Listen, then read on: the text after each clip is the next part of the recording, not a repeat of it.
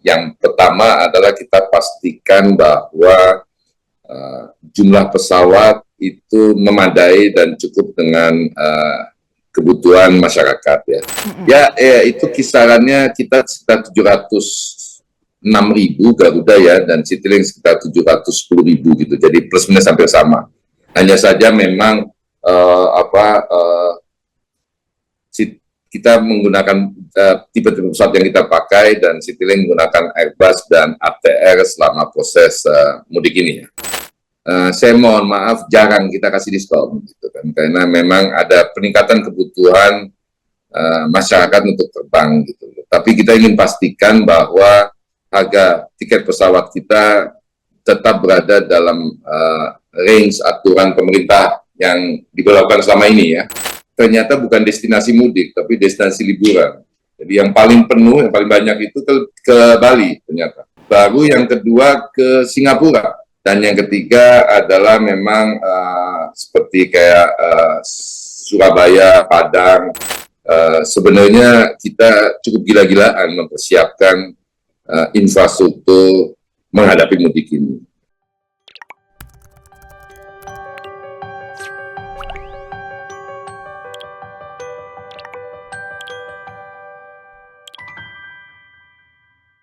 Halo Tribuners, kembali dengan On Focus Tribun News bersama saya Apviatio Konibili.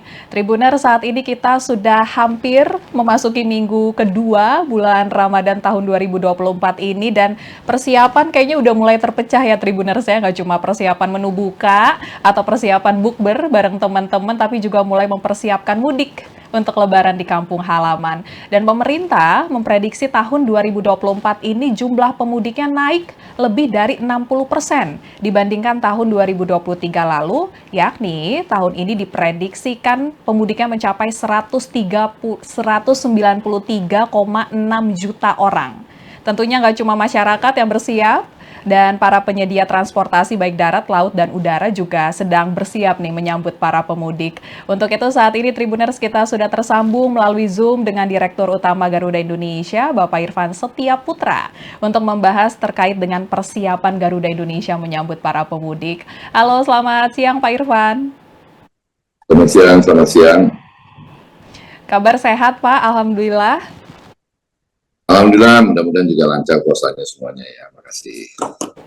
Mudah-mudahan lancar puasanya. Pak Irfan, ini Kementerian Perhubungan.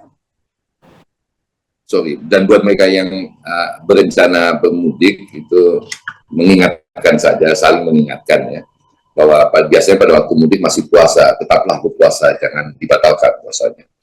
Oke, mudik lancar, puasa lancar ya Pak ya? Puasa lancar, betul. Oke. Pak Irfan, ini Kementerian Perhubungan memprediksikan jumlah pemudik yang menggunakan angkutan udara nih 4,4 juta orang untuk di tahun ini. Ini meningkat dibandingkan tahun 2023 lalu nih, peningkatannya sekitar 12%. Ini bagaimana dengan persiapan Garuda Indonesia Pak menyambut para pemudik? Boleh dibocorkan Pak? Ya jadi gini, ini kan ritual tahunan ya dari bangsa ini, dan ini juga ritual tahunan buat kami di Garuda Group. Kalau saya bilang Garuda Group itu ya Garuda dan Citylink ya, menyambut masa mudik atau liburan lebaran gitu. Jadi yang kita lakukan dari tahun ke tahun memang yang pertama adalah kita pastikan bahwa jumlah pesawat itu memadai dan cukup dengan kebutuhan masyarakat ya, yang ingin naik Garuda atau Citylink. Karena kalau yang ingin naik yang lain mungkin saya nggak mau komentar. Dari angka yang disebutkan oleh Kementerian Perhubungan, memang untuk tahun ini kita siapkan sekitar 1,4 juta seat atau tempat duduk, jadi mungkin fraksi dari angka yang disebutkan oleh Kementerian Perhubungan tadi. Dan sampai hari ini kita terus monitor tingkat isian dari penerbangan kita, dan tentu saja kami juga menyampaikan komitmen kami bila diperlukan untuk dari waktu ke waktu kita tentu akan tambah penerbangan untuk memastikan teman-teman atau publik yang ingin mudik atau liburan lebaran ini menggunakan Garuda dan atau Citylink. Nah, ini nanti itu yang pertama kita siapkan. Yang kedua tentu saja infrastruktur untuk itu ya. Jadi maintenance pesawat kita tingkatkan, kita pastikan prosesnya tidak ada yang terlewati, ya kan, dan sehingga semua pesawat yang nanti akan digunakan selama periode mudik ini dalam kondisi prima. Yang ketiga tentu saja kita ingatkan seluruh tim mengenai proses bisnis yang ada di kita untuk dijalankan, dipastikan tidak ada yang terlewati, karena penting buat kita ingin memastikan bahwa siapapun yang terbang bersama Garuda dan Citylink ini bisa menikmati perjalanannya. Selanjutnya juga kita pastikan tingkat safety ini kita terus monitor secara detail dan secara transparan. Kami kembali lagi mengingatkan bahwa di Garuda para pilot itu kalau mau tidur di rumah aja, jangan di kokpit, ya kan? Di kita dilarang ya tidur di kokpit supaya meningkatkan kepercayaan publik untuk terbang, dan kita pastikan bahwa proses check and balance antara tim yang menerbangkan pesawat itu terjadi, gitu kan ya.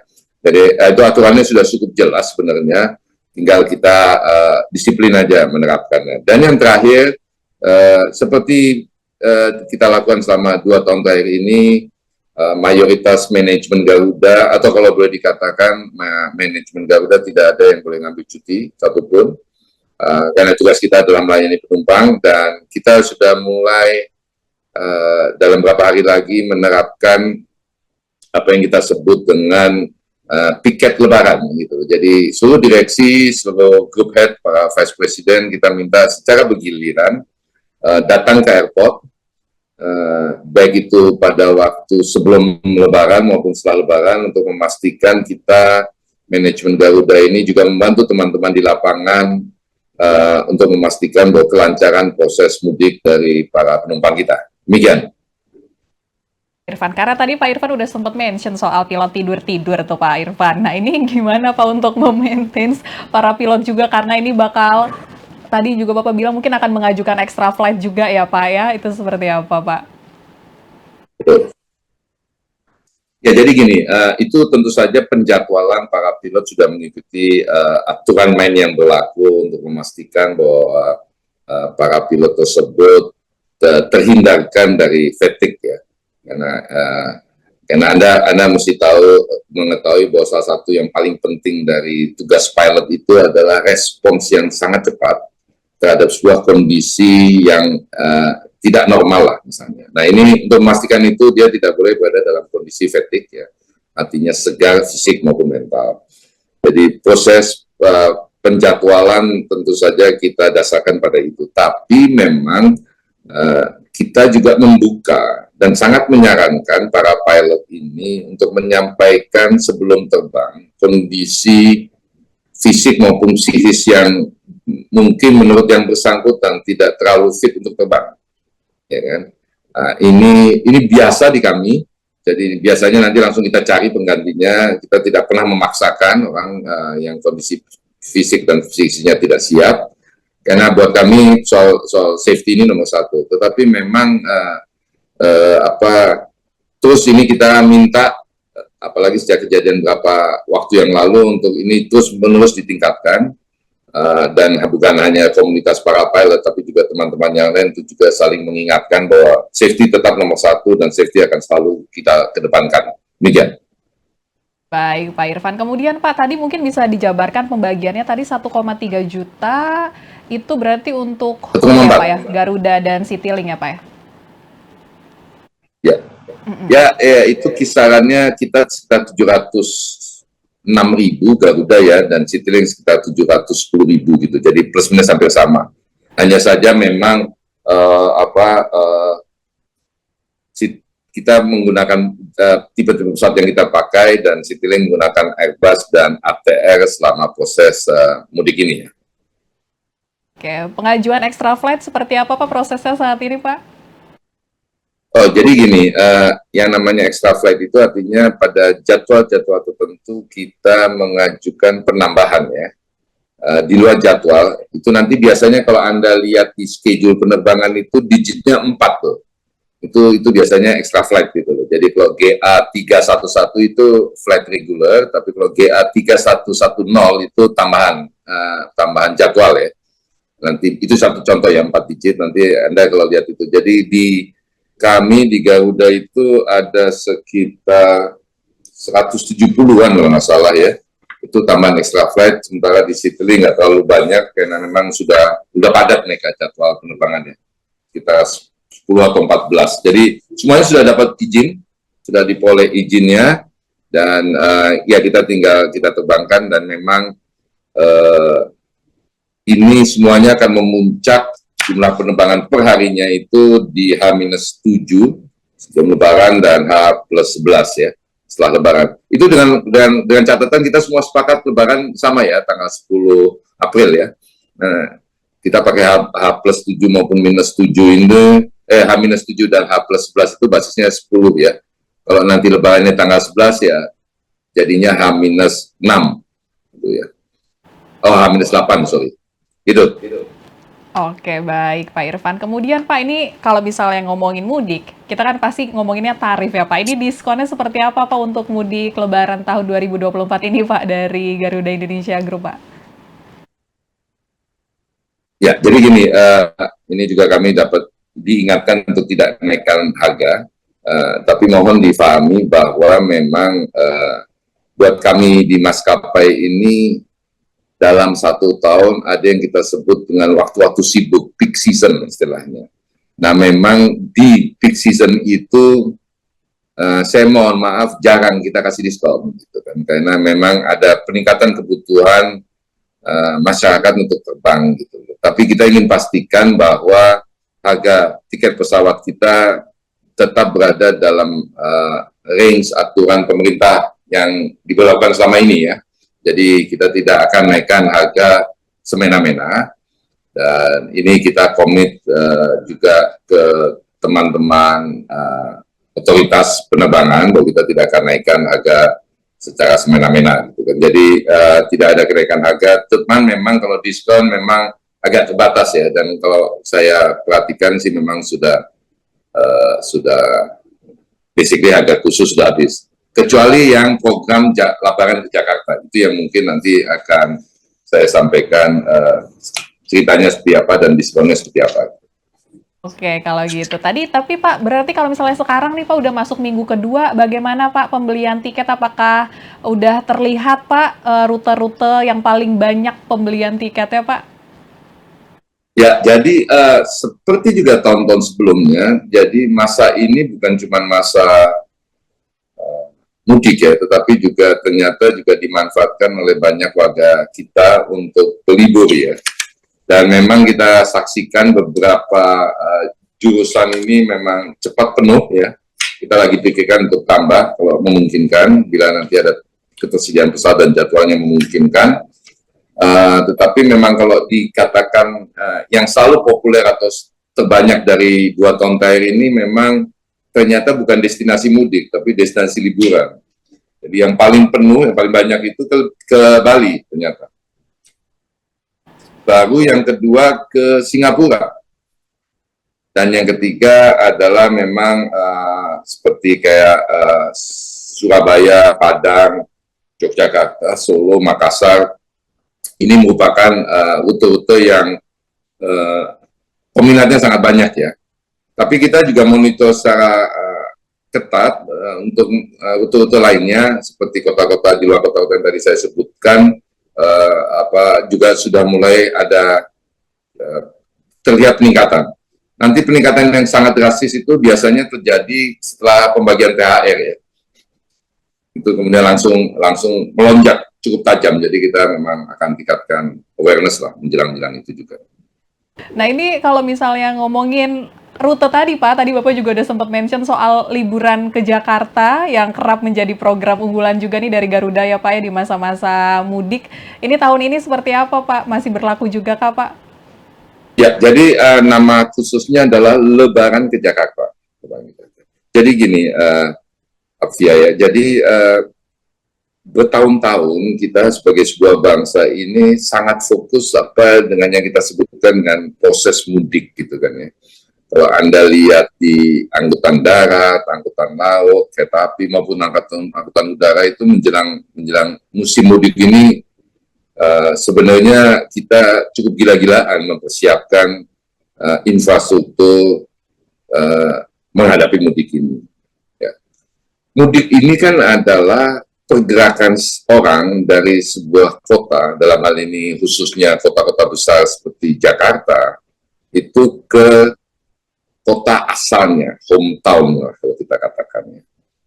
Nah ini buat kita di Indonesia ini, untuk mereka yang generasi pertama, keluar misalnya, kayak misalnya keluarga saya, bapak saya ini generasi pertama yang keluar dari Solo. Buat dia itu hukumnya haram kalau lebaran nggak pulang. Jadi memang proses mudik itu buat beliau yang kemudian mengajak kita sekeluarga juga pada waktu masih kecil-kecil, ini sebuah kewajiban keharusan, nggak boleh enggak, harus pulang. Nah, sementara buat kami, saya generasi kedua, proses mudik itu adalah proses bisa bertemu dengan keluarga, yang biasanya di hari-hari tertentu tidak bertemu ya, dengan sepupu-sepupu dan om tante dan segala macam lah, itu waktu yang sangat menyenangkan. Saya sudah tidak lagi merasa bahwa tempat lahir bapak saya itu adalah my hometown, karena saya lahir besar di Jakarta gitu kan. Jadi buat generasi kedua, pulang mudik, ikut mudik itu bercampur dengan berlibur ya. Yang jadi lebih persoalan lagi adalah generasi anak saya. Generasi anak saya tidak lagi punya emotional attachment dengan kota asal kita mudik gitu, sehingga buat dia ini adalah sebuah kunjungan ke sebuah tempat aja, dan saudara juga mungkin sudah terlalu jauh, sudah terlalu jarang bertemu. Nah ini yang kami perhatikan dari tahun ke tahun, bahwa ternyata jumlah orang yang bermudik yang dalam tanda kutip tidak punya keterikatan emosional dengan destinasi mudik, tapi ikut-ikutan mudik, dan kemudian memberatkan infrastruktur transportasi kita. Anda bisa lihat, kalau paling enak sih kita ngeliat di darat ya, bagaimana semua stasiun TV memonitor proses mudik gitu kan. Semuanya jadi one way, ribet benar urusannya. Dan sementara buat kami di airlines itu, proses mudik ini kayak seperti proses haji. Berangkat penuh, pulang kosong. Nanti begitu harus balik, berangkat kosong, pulang penuh. Sehingga dari sisi costing kita ini juga jadi masalah, apalagi kita dibatasi harga penjualan tiket kita. Nah, melihat itu pertama yang kita lihat. Jadi sudah mulai banyak orang yang emotionally nggak punya keterikatan dengan destinasi mudik. Yang saya maksud tidak lagi itu adalah terutama generasi ketiga, juga sebagian generasi kedua. Tetapi kita juga memperhatikan selama beberapa tahun terakhir ini adalah destinasi-destinasi yang tidak ada kaitan sama lebaran. Mohon maaf, kayak Bali maupun Singapura itu kan bukan tempat destinasi mudik ya kan. Itu malah justru sangat ramai. Jadi dengan mudah kita bisa nyimpulkan bahwa ini banyak orang ke sana berlibur. Ya kan. Selain berlibur juga kemudian saya juga menemukan beberapa fakta bahwa banyak dari rekan-rekan saya, teman-teman kita itu memutuskan keluarga bersama-sama ke Bali. Jadi berkumpulnya di Bali, di destinasi wisata, bukan lagi di hometown gitu kan. Nah inilah yang kemudian kami menerapkan sejak tahun lalu, ide bahwa daripada rame-rame yang tidak punya keterikatan emosional ke daerah mudik, yang di daerah mudik lah yang ke Jakarta gitu lah. Dan kemudian berkumpul di Jakarta dan berlebaran di Jakarta. Jadi ini yang kemudian kita perkenalkan dengan istilah atau program Lebaran ke Jakarta. Teknisnya bagaimana? Jadi destinasi tertentu sebelum hari Lebaran itu kita berikan diskon hingga 75% bila Anda terbang dari kota tertentu ke Jakarta. Jadi lawan arus ya. Setelah Lebaran keluar dari Jakarta. Jadi misalnya biasanya Anda ke Surabaya, nah sekarang orang Surabaya ke Jakarta itu sebelum Lebaran kita kasih diskon hampir 75%. Nanti setelah Lebaran orang yang ke Surabaya kita kasih diskon sampai ke 75%. Jadi ini untuk mengisi kekosongan pesawat. Yang kedua juga untuk mengantisipasi membalance pergerakan orang selama turun waktu mudik, sehingga nggak semuanya satu arah gitu kan, karena kalau satu arah ini berat buat semuanya ya, berat buat pemerintah untuk bangun infrastruktur, berat buat kami yang bekerja di moda transportasi. Sebenarnya nggak berat kalau kita bisa naikin harga ya, dan kita diizinkan dan kita tega juga gitu kan ya, tapi jadi berat karena kita tidak dibolehkan, kita juga nggak mau naikin gitu kan, jadi ini secara finansial akan memberatkan kita. Jadi harapan kita bahwa kemudian dari waktu ke waktu ini bisa kita gelontorkan dan bisa disambut oleh masyarakat yang misalnya ada 10 keluarga biasanya mudik, yang di daerah mudik ada 2 keluarga, tetap punya keinginan berkumpul, mendingan yang 2 keluarga itulah yang ke Jakarta dan berkumpul di Jakarta. Untuk itu kita juga kemudian melakukan banyak kerjasama dengan banyak hotel, restoran, dan tempat-tempat atraksi hiburan. Tadinya kita juga mau bikin kerjasama dengan Ragunan misalnya, tapi orang luar Jakarta nggak masuk aja, Ragunan udah penuh sama orang Jakarta ya selama libur Lebaran. Tapi kita ada beberapa atraksi kerjasama lain, termasuk di dalamnya kerjasamanya adalah boarding pass yang kita punya itu bisa, kalau Anda tunjukkan itu bisa memperoleh diskon yang menarik dari banyak tempat, salah satunya kayak seperti BXC, Taman Mini, juga beberapa hotel ya, dan juga ini kita terus akan tambah beberapa restoran. Selama beberapa hari ini kita akan terus-menerus lakukan peningkatan kerjasama. Jadi itu istilahnya adalah boarding pass to value, BPTV ya. Jadi Anda tunjukkan boarding pass Anda dan Anda akan dapetin banyak keringanan dengan menunjukkan itu. Jadi itu yang harapan kita, dan so far sampai hari ini sudah banyak yang menyambut. Kita akan terus dorong, khususnya teman-teman di daerah, untuk bisa menggunakan kesempatan ini untuk untuk ke Jakarta, karena ini mungkin adalah ke Jakarta yang paling murah sepanjang tahun kalau Anda mau ke Jakarta. Demikian. Oke Pak Irfan, jadi nggak cuma tiket pesawatnya aja yang dapat diskon, tapi nanti juga dapat benefit ya Pak ya, nanti dapat diskon pas lagi mengunjungi tempat-tempat wisata.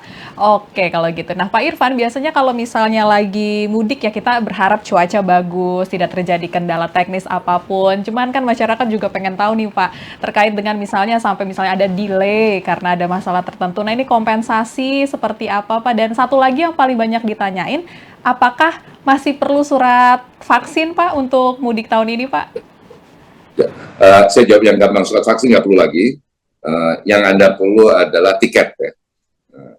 Itu yang pasti perlu. Yang kedua soal delay, kita tentu saja akan memaksimalkan upaya-upaya penghindaran.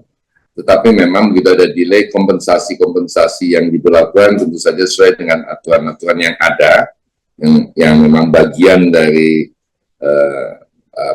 aturan main. Tapi sepanjang pengalaman kita sih, kita akan lakukan terbaik untuk memastikan bahwa bila ada delay tersebut tentu bisa kita minimalisir.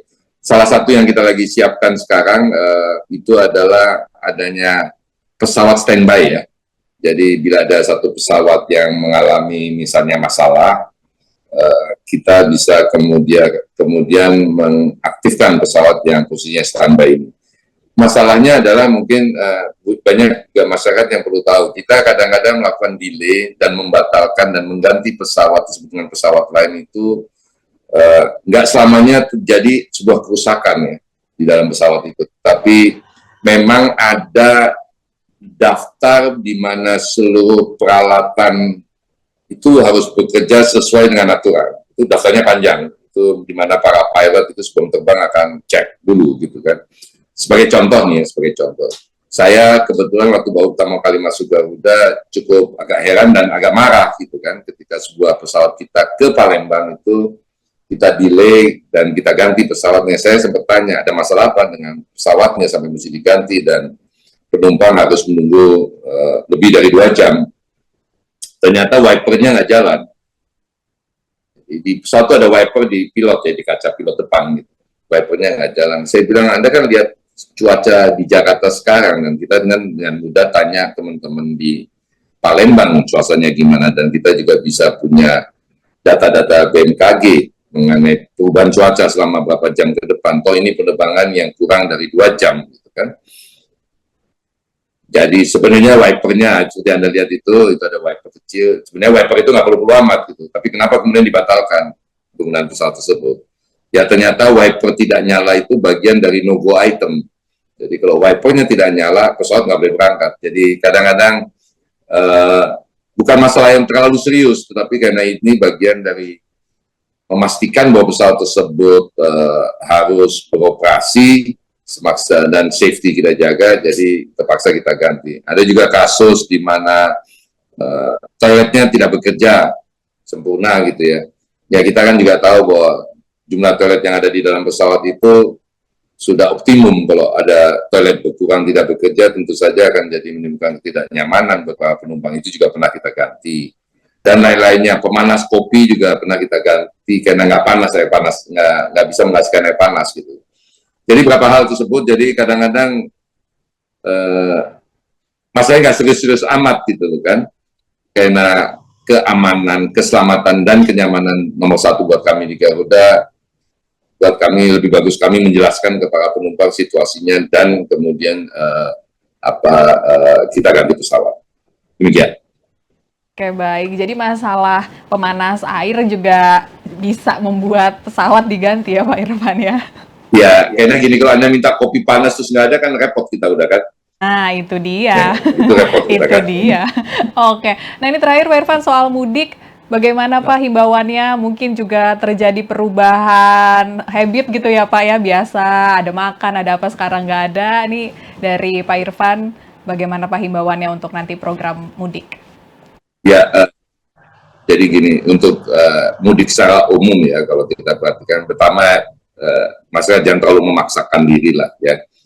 Memang saya tahu persis, emosionally saya pernah merasakan juga bahwa mudik itu sesuatu yang suasana spiritual dan suasana emosionalnya itu menakjubkan gitu ya. Kita bisa berkumpul, keluarga bisa menunjukkan kemajuannya selama 1 tahun terakhir ini kepada teman-teman di kampung lah gitu kan. Tapi kadang-kadang kita terlalu memaksakan diri, baik waktu keberangkatan, cari yang sepi tengah malam gitu, padahal kita nggak terbiasa misalnya, atau kemudian kalau naik pesawat cari yang paling murah gitu kan, nanti bisa nyesel loh, lebarannya di Jakarta nggak berangkat-berangkat sama pesawat ya, itu misalnya delay terus. Jadi jangan terlalu memaksakan, itu yang pertama gitu kan. Yang kedua, ini juga catatan juga selama proses mudik ya kan masih puasa lah. Jadi kan lebih utama puasanya bukan proses mudiknya kan. Jadi pastikanlah tetap puasa, karena kita sering lihat di TV-TV di stasiun orang pada mudik tapi sambil ngunyah gitu dan minum, kan kayak rasanya nggak pantas gitu kan ya. Yang ketiga, mudik ini aktivitas bersama ya, melibatkan jutaan orang gitu. Sangat penting untuk respect other people, rights, haknya mereka. Jangan memaksakan, jangan mendahulukan dan menganggap bahwa hak Anda adalah satu-satunya yang ada di dunia ini gitu kan. Jadi ini kesempatan kita juga pay respect, saling mendukung, saling membantu, saling bergotong royong, yang merupakan sebenarnya tradisi dari bangsa kita ini yang kelihatannya mulai luntur gitu ya. Demikian. Oke, baik. Ya, Tribuners, itu dia perbincangan kita dengan Dirut Garuda Indonesia, Bapak Irfan Setiaputra, terkait dengan persiapan Garuda Indonesia menyambut para pemudik di masa angkutan Lebaran 2024. Jadi tadi sudah dijabarkan ya, nggak cuman ada program-program mudik, tapi juga ada program Lebaran ke Jakarta dari Garuda. Jadi ini kalau misalnya mau memboyong keluarga, nggak mudik ke kampung halaman tapi mudik ke Jakarta, nah bisa nih pakai programnya Garuda Lebaran ke Jakarta. Kalau begitu saya Fia Konibili pamit undur diri, sampai jumpa. Download Tribun X sekarang, menghadirkan lokal menjadi Indonesia.